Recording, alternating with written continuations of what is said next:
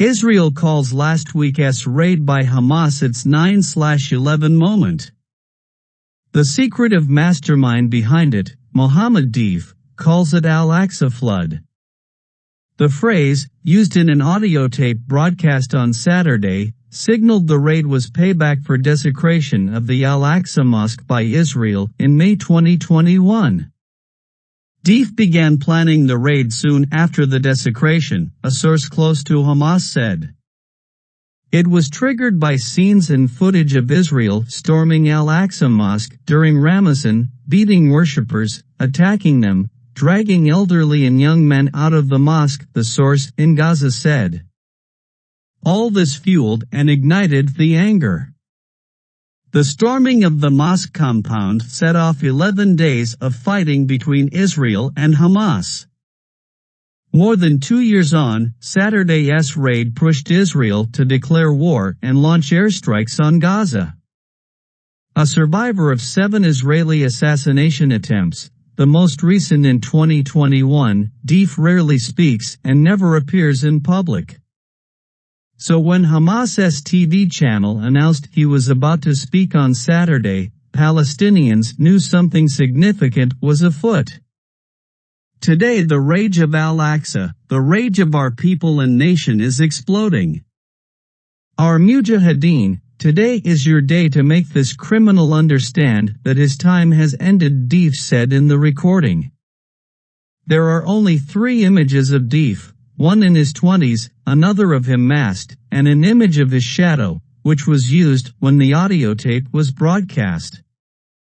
His whereabouts are unknown, though he is most likely in Gaza in the maze of tunnels under the enclave. An Israeli source said Deif was directly involved in the planning and operational aspects of the raid on October 7. Palestinian sources said one of the homes Israeli airstrikes hit in Gaza belonged to Deif's father. His brother and 2 other family members were killed, according to the sources. 2 brains, one mastermind. The source close to Hamas said the decision to prepare the raid was taken jointly by Deif, along with Yahya Sinwar, the leader of Hamas in Gaza, but it was clear who the architect was. There are 2 brains, but there is one mastermind, the source said, adding that information about the raid was known only to a handful of leaders.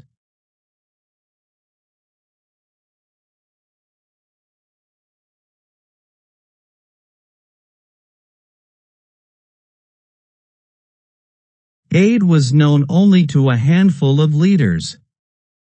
Secrecy was such that Iran knew only in general terms that the movement was planning a major operation and did not know the timing or the details, a regional source said. The source said that while Tehran was aware a major operation was being prepared, it was not discussed in any joint meetings involving Hamas, the Palestinian leadership, Hezbollah, and Iran. It was a very tight circle, the source said. The plan, as conceived by Deif, involved a prolonged effort at deception. Israel was led to believe that Hamas was not interested in launching a conflict and was focusing instead on economic development in Gaza, where the movement is the governing power. But while Israel began providing economic incentives to Gazan workers, the group's fighters were being trained and drilled, often in plain sight of the Israeli military. A source close to Hamas said, "We have prepared for this battle for 2 years," said Ali Baraka, the head of external relations for Hamas. Man in the shadows, born as Mohammed Masri in 1965 in the Khan Yunis refugee camp, the leader became known as Mohammed Deif after joining Hamas during the First Intifada, which began in 1987. He was arrested by Israel in 1989 and spent about 16 months in detention, a Hamas source said. Deif earned a degree in science from the Islamic University in Gaza, where he studied physics, chemistry, and biology.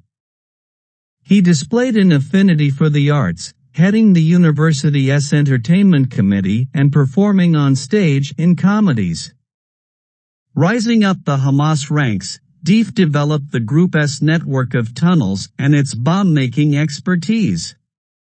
He has topped Israel's most wanted list for decades, held personally responsible for the deaths of Israelis in suicide bombings. For Deif, staying in the shadow has been a matter of life or death. Hamas sources said he lost an eye and sustained serious injuries in one leg in one of Israel's assassination attempts. His wife, 7-month-old son, and 3-year-old daughter were killed by an Israeli airstrike in 2014. His survival while running Hamas's armed wing has earned him the status of a Palestinian folk hero. In videos he is masked, or just a shadow of him is seen. He doesn't use modern digital technology such as smartphones, the source close to Hamas said. He is elusive. He is the man in the shadows.